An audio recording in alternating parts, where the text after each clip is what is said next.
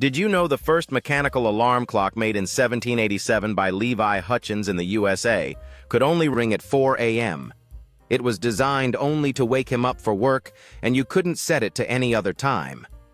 The adjustable alarm clock like we use today wasn't invented until 1876, almost 90 years later.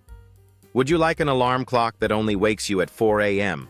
Imagine waking up every day at the same early hour, the sun barely rising as you start your day. This routine might seem strange today, but for Levi Hutchins, it was simply how he organized his life. The clock rang faithfully, an unwavering reminder that the world still awaited his presence, action, and ambition.